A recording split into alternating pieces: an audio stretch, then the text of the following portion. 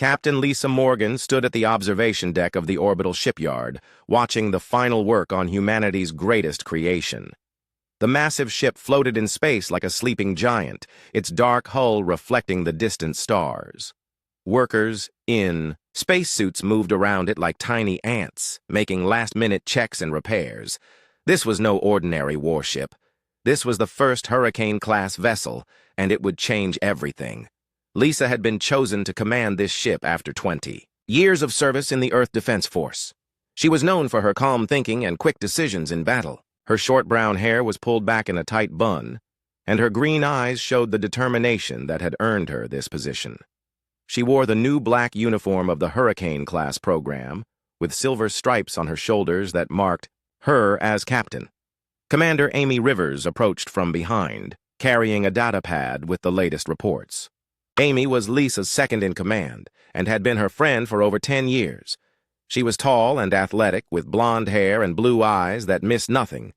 Amy had graduated top of her class from the Naval Academy and specialized in weapons and tactics. She was the best tactical officer Lisa had ever worked with. "The final systems check is complete," Amy said, handing Lisa the data pad. "All weapons are online and the new engines are ready for testing. The engineering team says we can depart in 6 hours. Lisa looked at the numbers on the screen. Everything looked perfect, but she knew that numbers on a screen were different from real combat. The Hurricane-class ships were supposed to be faster and more powerful than anything else in the galaxy. The question was whether they would work when lives depended on them. "Any word from the Elven Alliance representatives?" Lisa asked. "They arrived this morning," Amy replied. "Both officers are already aboard and reviewing our technical specifications. I think they're a bit worried about what they're seeing." The Human-Elven Alliance was still new, formed only 2 years ago when both species realized they faced the same threats from the expanding alien empires. The Elves were an ancient race with technology that seemed like magic to most humans. They had agreed to send 2 of their officers to observe the Hurricane-class trials. Lisa hoped their experience would be helpful, but she also worried about their reaction to human weapons technology. Lisa and Amy took a shuttle to the ship, which had been named Tempest's Edge. The name fit perfectly. As they docked, Lisa felt a mix of excitement and nervousness. This ship represented 5 years of secret development and the combined efforts of humanity's best scientists and engineers. If it failed, Earth's colonies would be defenseless against the coming alien attacks. Inside the ship, they met the 2 Elven officers. Kiratel's Sunweaver was the science officer, a tall woman with silver hair and golden eyes that seemed to see everything.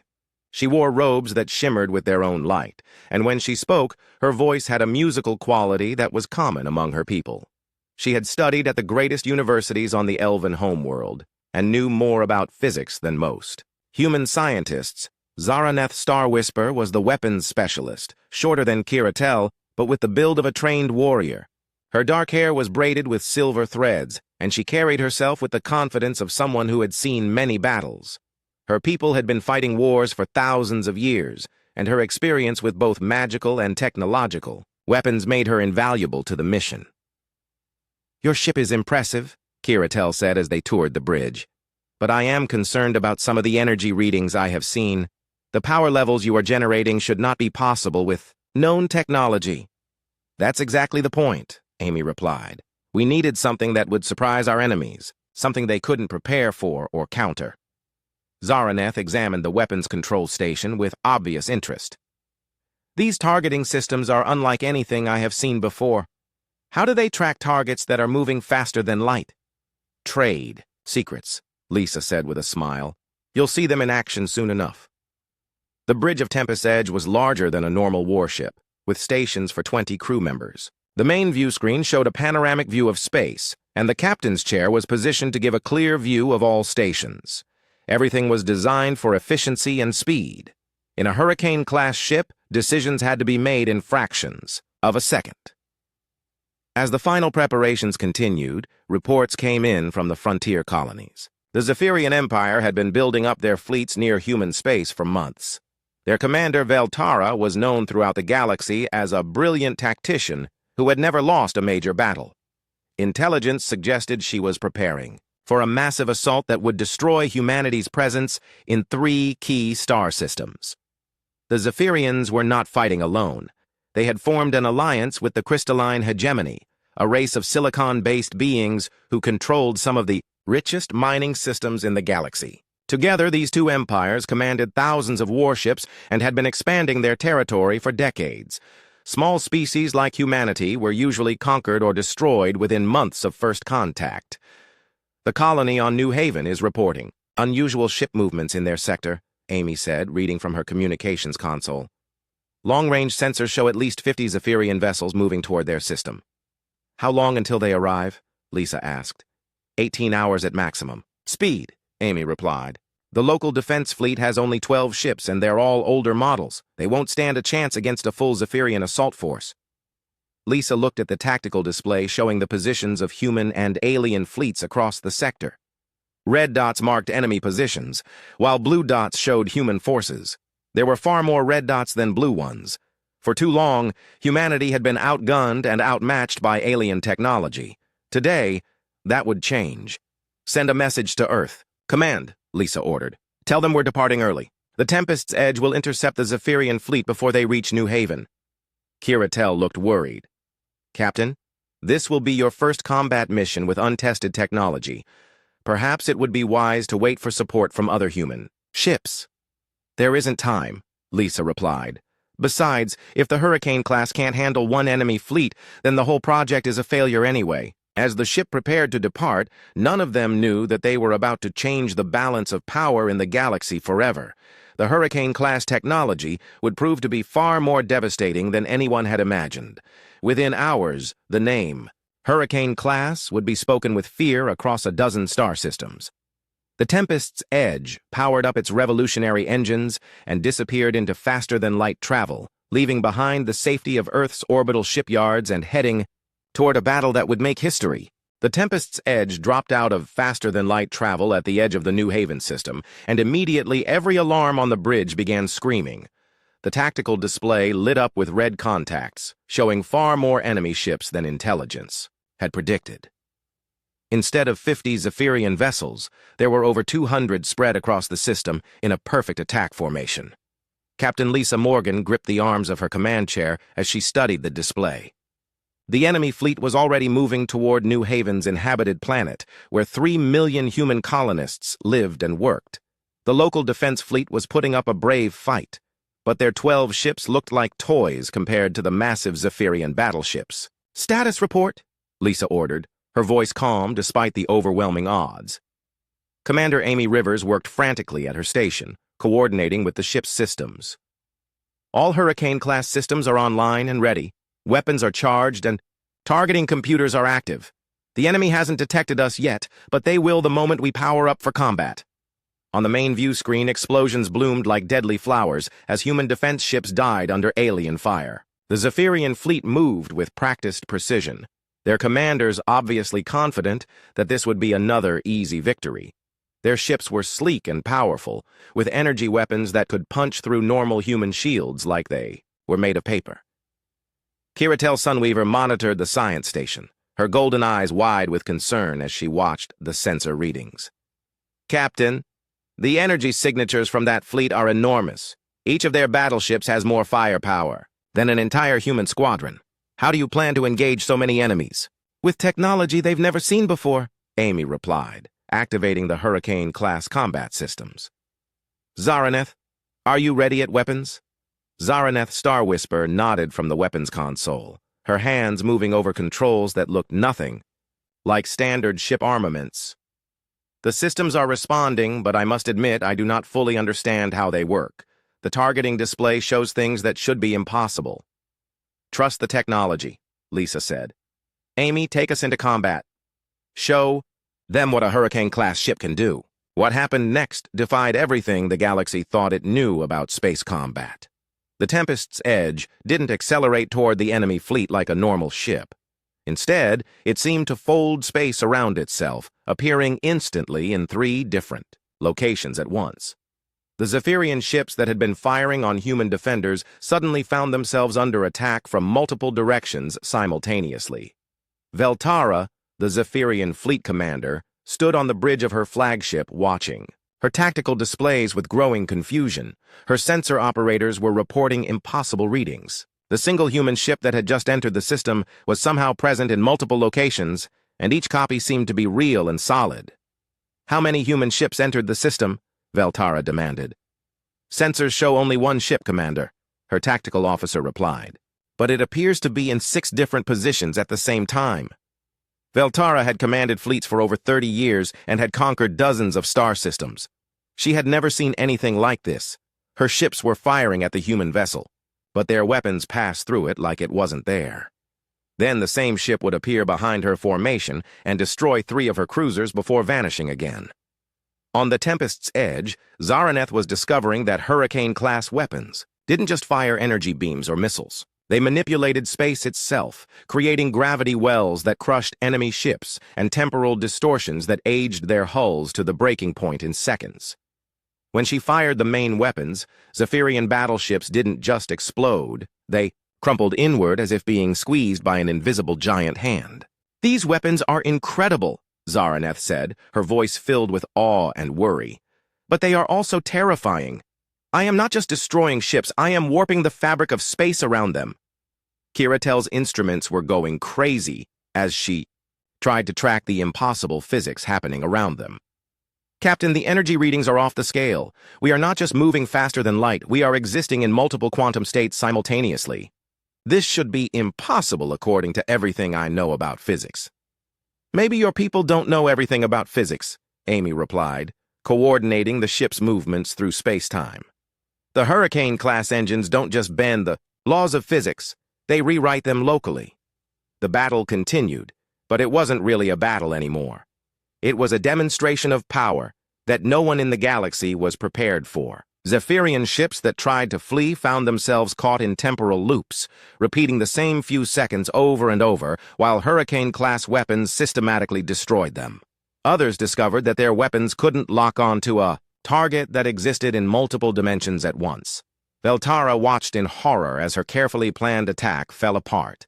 Her ships were being destroyed by weapons that made no sense and tactics that violated the basic rules of space combat. When she tried to retreat, she found that the human ship had somehow surrounded her entire fleet without moving from its original position. "All ships, emergency jump to hyperspace," Veltara ordered desperately. But when her ships tried to enter faster-than-light travel, they found that the space around them had been changed. The Hurricane-class ship had created zones where the normal laws of physics didn't apply. Ships that tried to jump found themselves moving backward in time or appearing in completely different star systems. Within 2 hours, Veltara's fleet of 200 ships had been reduced to less than 30 survivors. The human defense fleet, which had been facing certain destruction, suddenly found themselves watching their enemies flee in panic. The few Zephyrian ships that escaped immediately began transmitting emergency messages back to their empire, reporting encounters with technology that seemed more like magic than science.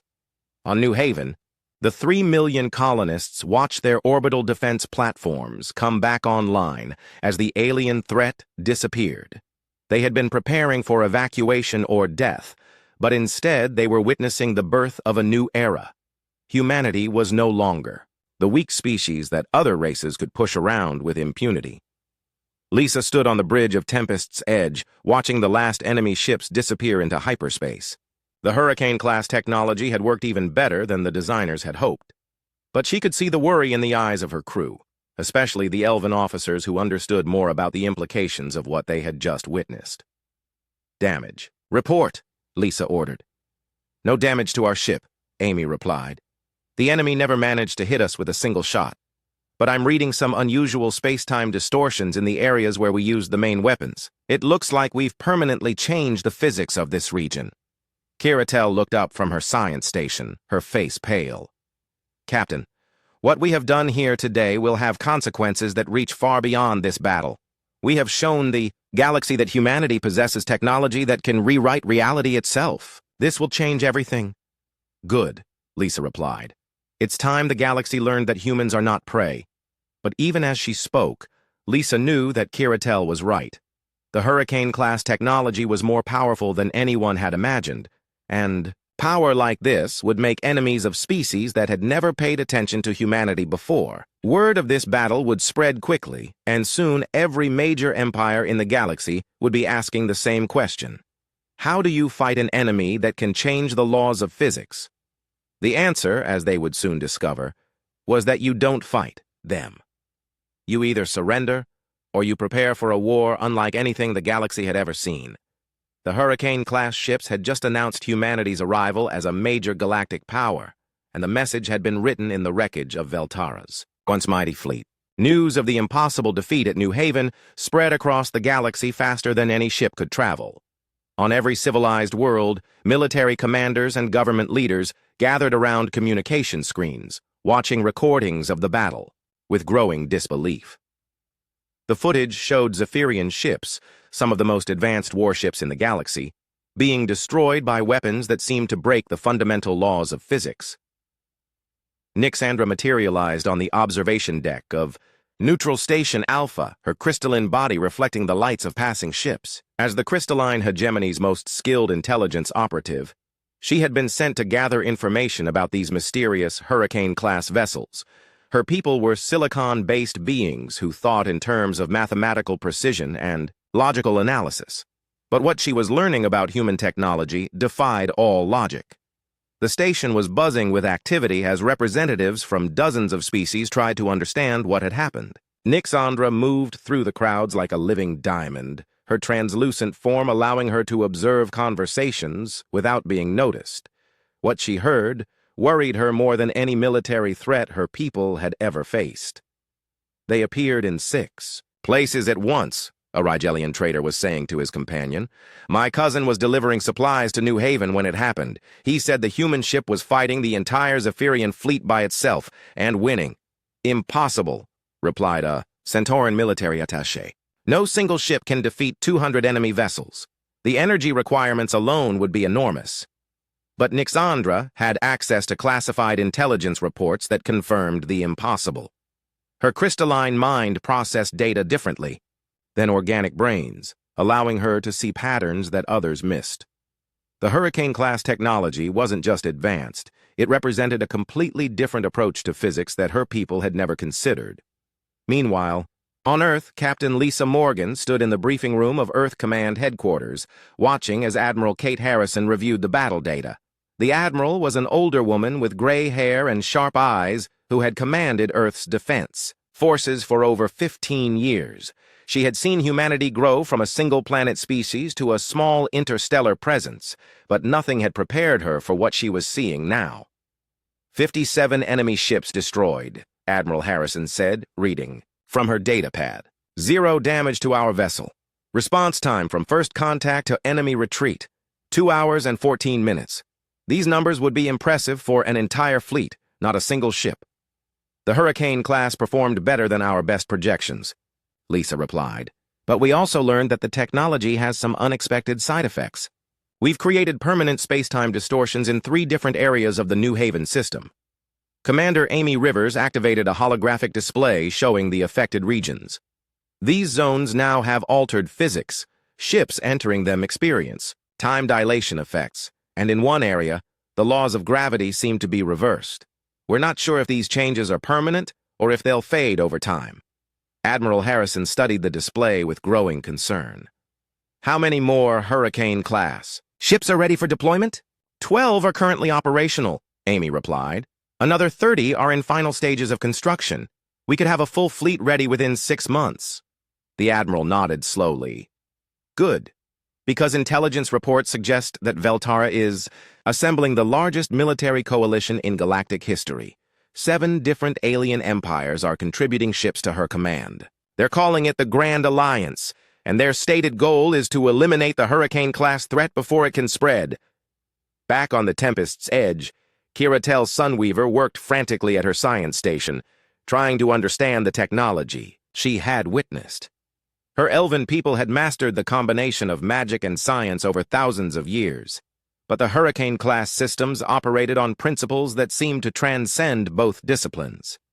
The energy patterns are unlike anything in our historical records, she said to Zaraneth Starwhisper, who was reviewing weapon system logs.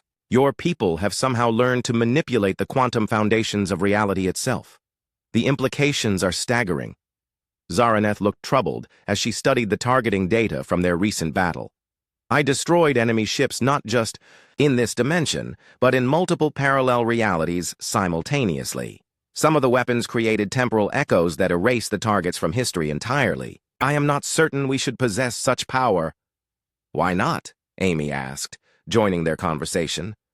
For too long, humanity has been the victim in galactic politics. Other species conquered our colonies, enslaved our people, and treated us like primitive animals. Now we have the power to defend ourselves properly. But power like this changes those who wield it, Kiratel replied. My people learned this lesson long ago. When you can rewrite the laws of physics, you must be very careful not to rewrite your own moral laws as well. On the bridge, Lisa received a priority communication from Earth Command.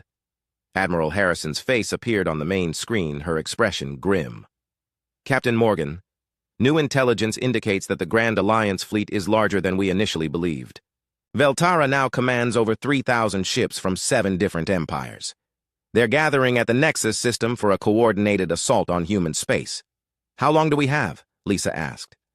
4 days until they're in position to attack, the Admiral replied. We're sending every available Hurricane-class ship to intercept them.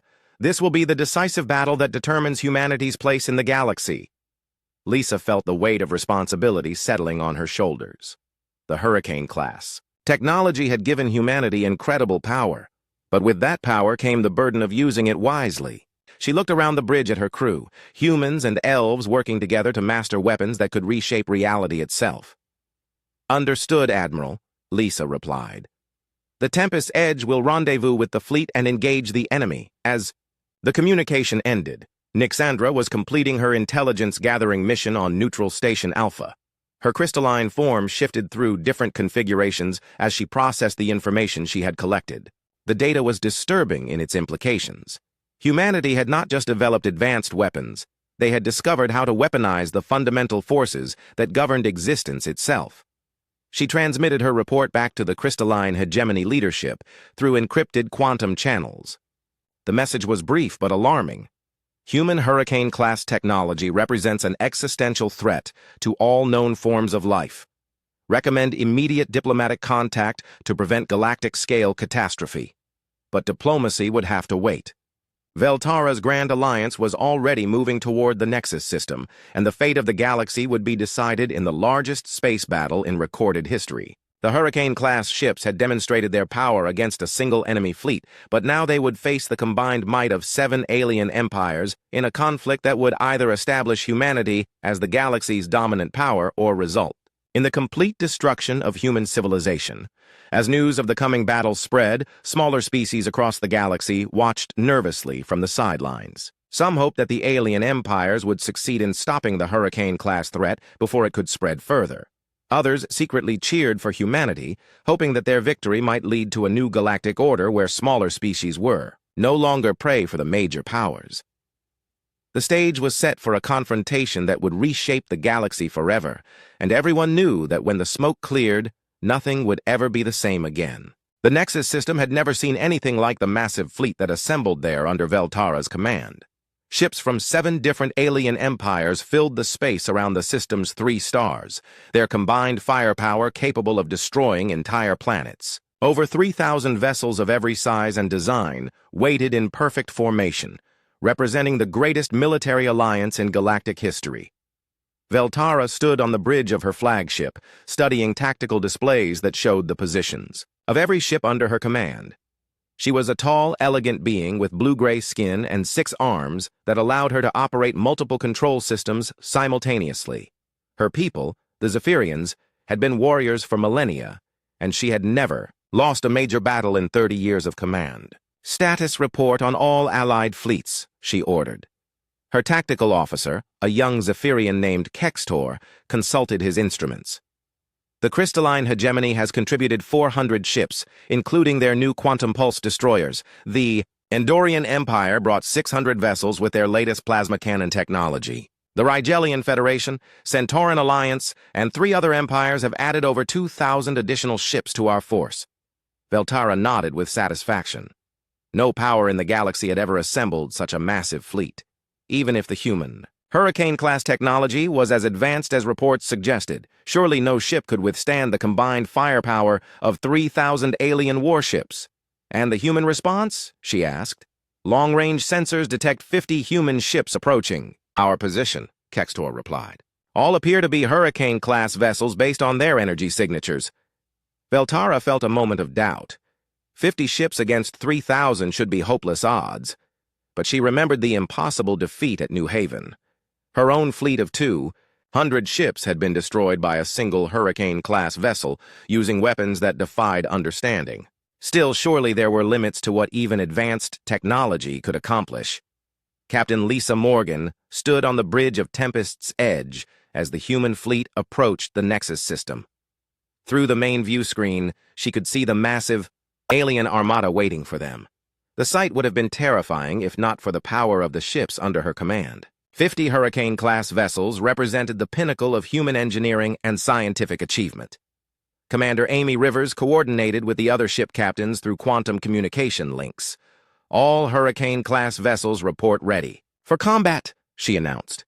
Weapons systems are online and space-time manipulation drives are operating at full capacity. The enemy fleet is larger than our projections indicated, Kiratel Sunweaver reported from her science station. I am detecting energy signatures from weapon systems I have never seen before. Some of these alien technologies are as advanced as our own, just in different ways. Zaraneth Starwhisper studied her weapons console with growing excitement and fear. The targeting computers are showing so many enemy ships that they cannot calculate firing solutions for all of them simultaneously. We will need to engage them, in smaller groups. That's exactly what we're going to do, Lisa replied. Amy, execute Battle Plan Omega. Scatter the fleet across multiple dimensional phases and hit them from every direction at once. What followed was unlike any battle in galactic history. The 50 Hurricane-class ships didn't charge into combat like conventional vessels. Instead, they seemed to spread across space and time itself, attacking the alien fleet from positions that shouldn't have been possible. Some ships appeared to be fighting in the past, while others attacked from the future, creating a temporal battlefield that spanned multiple realities. Veltara watched in growing horror as her carefully planned formation dissolved into chaos. Human ships materialized inside her defensive perimeters, destroyed dozens of vessels, and vanished before her weapons could respond. When her ships tried to pursue, they found themselves chasing targets that existed in multiple dimensions simultaneously. Report on enemy casualties, she demanded. We have destroyed 12 human ships, Kextor replied, his voice shaking. But our own losses are catastrophic. Over 800 vessels destroyed, and the number is climbing rapidly. On the human side, the battle was progressing better than anyone had dared hope. The Hurricane-class ships moved through space-time like predators hunting prey, appearing wherever the enemy was weakest and striking with weapons that rewrote the laws of physics around their targets. But the technology was taking its toll on both the ships and their crews. Kiratel monitored dangerous fluctuations in local space-time as reality itself began to strain under the assault of Hurricane-class. Weapons, Captain, we are causing permanent damage to the fabric of space, she warned. If we continue at this intensity, we could create a cascade failure that affects multiple star systems. How many enemy ships remain? Lisa asked. Approximately 2,000, Amy replied, but they're beginning to adapt to our tactics. Some of their commanders are using unpredictable movement patterns that make targeting more difficult. The battle reached its climax when Veltara, desperate to turn the tide, ordered her flagship to ram one of the Hurricane-class vessels. Her massive dreadnought accelerated toward Tempest's Edge at maximum speed, its shields reinforced and its weapons firing continuously. But when the collision should have occurred, something impossible happened instead. The Zephyrian flagship passed through the human ship like it was made of light, emerging on the other side in a completely different location. Veltara found herself and her ship suddenly floating in the empty space between galaxies, billions of light years from the battle. Where are we? She asked her navigation officer. Unknown, Commander, came the terrified reply. Our instruments show that we are no longer in our home galaxy. Somehow we have been transported across intergalactic space. Back in the Nexus system, The remaining alien ships watched their commander disappear and finally understood that they were fighting an enemy beyond their comprehension. The Hurricane-class technology didn't just bend the laws of physics. It treated them as suggestions that could be ignored when convenient.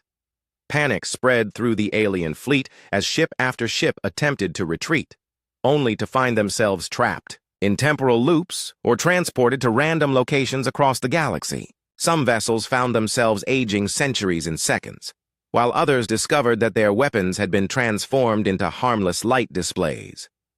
Zaraneth struggled with the moral implications of the weapons she was using. Each time she fired, enemy ships didn't just die, they were erased from existence entirely, removed from the timeline as if they had never been built. The psychological impact on the surviving alien crews was devastating. "I am not just winning a battle," she said to Kiratel during a brief lull in the fighting. "I am rewriting history itself, making our enemies cease to exist. This power is too great for any one species to possess. And yet we must use it," Kiratel replied sadly. "Because if we do not, our own people will be the ones erased from history." The Battle of Nexus system lasted 18 hours and ended with the complete collapse of the Grand Alliance. Of the 3,000 ships that had assembled to destroy humanity, fewer than 200 survived to limp back to their home systems. The rest had been destroyed, displaced through time and space, or simply erased from existence by weapons that operated beyond the normal boundaries of reality. As the last enemy ships fled, Lisa stood on the bridge of Tempest's Edge and surveyed the aftermath. Space around the Nexus system was filled with debris and strange energy phenomena that would persist for thousands of years. They had won the greatest victory in human history, but the cost in terms of galactic stability was enormous. "Send a message to all surviving alien commanders," Lisa ordered. "Tell them that humanity is willing to discuss terms for peace, but any future attacks on human territory will be met with the full power of the Hurricane-class fleet." The message was received across the galaxy within hours, and its meaning was clear. Humanity was no longer a minor species that could be conquered or ignored. They had become the dominant military power in the galaxy, wielding technology that could reshape reality itself. The age of human subjugation was over, and a new era had begun. 6 months after the Battle of Nexus system, the galaxy was a very different place. Captain Lisa Morgan, now promoted to Admiral, stood in the command center of humanity's first galactic headquarters on the planet Terra Nova. Through the massive windows, she could see Hurricane-class ships patrolling the space around the planet, their presence a constant reminder of humanity's new position as the galaxy's dominant power. The transformation had been swift and dramatic. Species that had once viewed humans as primitive newcomers now sent diplomatic missions begging for trade agreements and military protection. The same alien empires that had tried to destroy humanity were now offering tribute and requesting permission to establish colonies in human-controlled space. Commander Amy Rivers approached with the daily intelligence reports, her expression showing the mix of satisfaction and concern that had become common among human leadership. "The Rigelian Federation has agreed to our terms for the mining rights in the Vega sector," she reported. "They're offering 70% of all extracted resources in exchange for Hurricane-class protection of their transport routes." "And the crystalline hegemony?" Lisa asked. "Still requesting a formal meeting with you," Amy replied. "Their representative, Nixandra, has been waiting for 3 weeks. She claims to have important information about potential threats to galactic stability." Lisa nodded thoughtfully. The crystalline hegemony had been one of the few alien powers to avoid the Battle of Nexus system, choosing instead to maintain neutrality. Their intelligence-gathering capabilities were legendary, and if they were concerned about something, it was worth hearing what they had to say. On the science deck of the nearby Hurricane-class vessel Stormfront, Kiratel Sunweaver worked with human researchers to develop safety protocols for reality manipulation technology. Her elven wisdom had proven invaluable in understanding the long-term consequences of weapons that could rewrite the laws of physics. "The temporal distortions we created during the battle are spreading," she explained to Dr. Rebecca Hayes, the lead human physicist. 3-star systems now show permanent alterations to space-time, and the effects seem to be expanding slowly outward. Dr. Hayes studied the holographic displays showing the affected regions. Are we talking about immediate danger to inhabited worlds? Not immediate, Kiratel replied. But over the next few centuries, these areas may become uninhabitable as the basic laws of physics continue to change. We have essentially created zones where reality operates according to different rules. Meanwhile, in a distant galaxy, Veltara finally managed to return to known space after months of being stranded between galaxies. Her flagship limped into Zephyrian space, its crew traumatized by their impossible journey through regions where space and time functioned differently. The experience had changed her perspective on humanity and their Hurricane-class technology. She requested an immediate audience with the Zephyrian High Council, where she delivered a report that would reshape her empire's foreign policy. We are no longer fighting a technologically advanced species, she told the assembled leaders. We are facing a power that has learned to treat the fundamental laws of the universe as tools to be manipulated at will. The High Council listened in stunned silence as Veltara described weapons that could erase ships from history and defenses that existed in multiple dimensions simultaneously. My recommendation is immediate diplomatic contact with Earth, she concluded. We must seek peace before they decide that our entire species represents a threat. Back on Terra Nova, Zaraneth Star Whisper struggled with the psychological burden of wielding weapons that could eliminate enemies from existence itself. She had requested reassignment to Hurricane-class development rather than active combat duty, hoping to find ways to make the technology less devastating while maintaining its defensive capabilities. Every time I used those weapons, I wasn't just destroying enemy ships, she explained to Lisa during their weekly briefings. I was erasing entire crews from the timeline, making it so they had never existed at all. The moral implications are staggering. But if we hadn't used those weapons, human colonies would have been destroyed instead, Lisa replied. Sometimes, terrible choices are the only choices available. Perhaps, Zaraneth said, but we must ensure that we do not become the monsters we once fought against. Power like this changes those who wield it, and not always for the better. Lisa knew she was right. Already, some human commanders were suggesting that Hurricane-class technology should be used to forcibly reorganize the galaxy according to human preferences. The temptation to impose peace through overwhelming force was strong, but the long-term consequences could be catastrophic. The meeting with Nixandra finally took place in a secure conference room deep within the Terra Nova Command Center, the crystalline being materialized slowly, her translucent form reflecting the lights of the room as she settled into a specially designed chair. Admiral Morgan, Nixandra began, her voice having the harmonic quality common to her species. I bring warning of a threat that your Hurricane-class technology may have inadvertently created. Our deep space monitoring stations have detected anomalies in the quantum foam that underlies reality itself. Amy activated a holographic display as Nixandra shared her data. The repeated use of reality manipulation weapons has created ripple effects that extend far beyond the immediate battle zones, the alien intelligence officer explained. We believe that excessive use of such technology could eventually destabilize the fundamental structure of space-time across the entire galaxy. Kiratel, who had been invited to attend the meeting, studied the data with growing alarm. This confirms our own observations, she said. The Hurricane-class weapons are more powerful than we realized, but they may also be more dangerous. We are essentially editing the source code of reality, and every edit creates the potential for system-wide failures. What do you recommend? Lisa asked. Restraint, Nixandra replied immediately. Use the Hurricane-class technology only when absolutely necessary, and establish protocols to monitor space-time stability in areas where it has been deployed. The galaxy needs protectors, not destroyers of reality itself. Over the following weeks, humanity established the Terran Protectorate, a new form of galactic government that used Hurricane-class ships to enforce peace rather than conquest. Patrol routes were established throughout civilized space, with human vessels appearing wherever conflicts threatened to escalate into wars. The psychological impact was enormous. Simply knowing that a Hurricane-class ship could appear anywhere in the galaxy within hours was enough to prevent most aggressive actions. Pirates abandoned their activities, invasion fleets returned to their home bases, and territorial disputes were resolved through negotiation rather than warfare. But questions remained about the long-term sustainability of peace enforced through fear. Amy often wondered whether they had created a stable foundation for galactic civilization or simply imposed a temporary order that would collapse the moment Hurricane-class technology failed or was surpassed. "We've shown the galaxy what fear looks like," Kiratel observed during one of their strategic planning sessions. "Now we must ensure that we don't become the monsters we once fought against. True peace cannot be built on terror alone." The galaxy had indeed learned fear, but it was also learning a new kind of stability.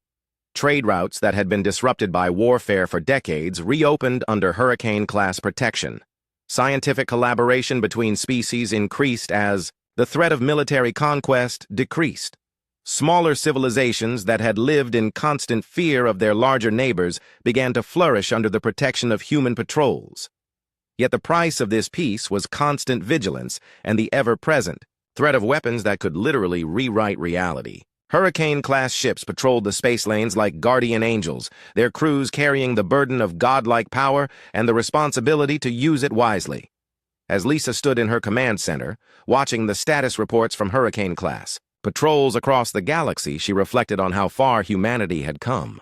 From a species barely capable of interstellar travel, they had become the arbiters of galactic peace in less than a year. The Hurricane-class technology had given them the power to reshape the galaxy, but with that power came the eternal question of whether they were wise enough to use it properly.